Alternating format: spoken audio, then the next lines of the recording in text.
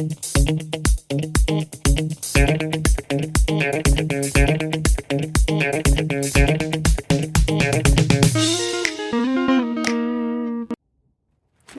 hi.